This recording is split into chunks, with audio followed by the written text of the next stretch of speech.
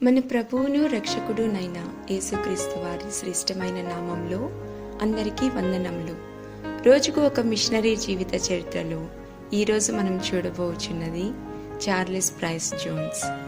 జననం 9/12/1865, మరణం 19/1/1949. స్వస్థలం అమెరికా దేశంలోని జార్జియా రాష్ట్రం. దర్శన స్థలము అమెరికా. చార్లెస్ ప్రైస్ జోన్స్ ఒక బిషప్, బైబిల్ వేదాంతవేత్త, కవి, కీర్తనకర్త మరియు వార్తాపత్రిక సంపాదకుడు. ఈ లోకంలో తన జీవితం యొక్క ఏకైక ఉద్దేశం యేసుక్రీస్తుని గురించి ప్రకటించడమే అని అతను విశ్వసించారు. బాల్యం నుండి శారీరక బలహీనతను కలిగి ఉన్న అతను తరచూ అనారోగ్యం పాలవుతూ ఉండేవారు. కాగా ప్రతి సంవత్సరము అతని యొక్క మనుగడపై ఆశలు మసకబారుతుండేవి. 17 సంవత్సరాల వయసులో తన తల్లిని కోల్పోయిన తరువాత అతను తన స్వస్థలమును విడిచి మెంఫిస్, తదుపరి అర్కాన్సాస్ అనే ప్రాంతాలకు వెళ్లారు. అటు పిమ్మట క్రిటెండెన్ కౌంటీలోని లోకస్ట్ గ్రోవ్ బాప్టిస్ట్ చర్చిలో సహవాసమును కలిగి ఉండి 1884వ సంవత్సరంలో అక్కడ బాప్తిస్మం పొందారు. ఎటువంటి శిక్షణ లేకపోయినప్పటికీ 1885వ సంవత్సరంలో బాప్తిస్టు బోధకునిగా నియమించబడిన చార్లెస్ జోన్స్ అర్కాన్సాస్లోని పలు బాప్తిస్టు సంఘములలో పాదిరిగా సేవ చేశారు. తదుపరి 1895లో మిసిసిప్పిలోని జాక్సన్ అనే ప్రాంతంలో ఉన్న మౌంట్ హెల్మ్ బాప్టిస్టు సంఘంలో సేవ చేయుటకై వెళ్లారు.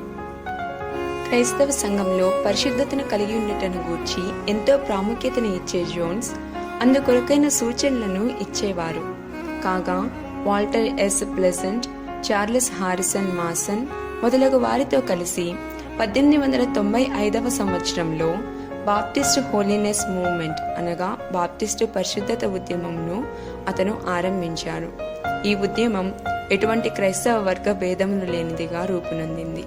కాబట్టి బాప్టిస్టు సంఘాల పేర్లు కూడా బాప్టిస్టు అనే పదముతో కాకుండా బైబిల్లో ఇవ్వబడిన పేర్లను అనుసరించి ప్రతిపాదించబడాలని సూచించబడింది.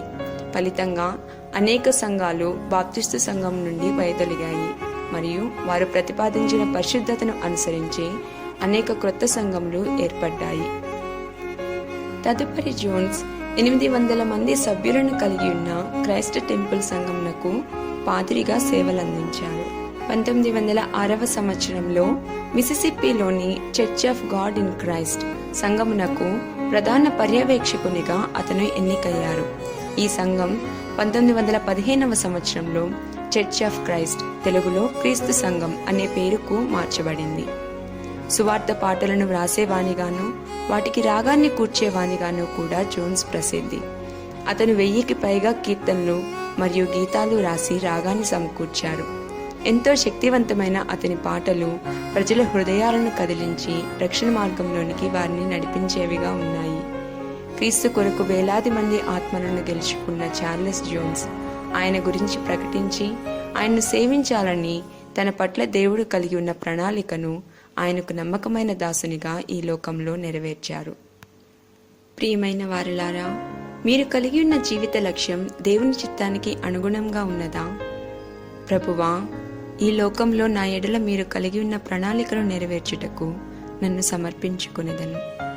ఆమేన్.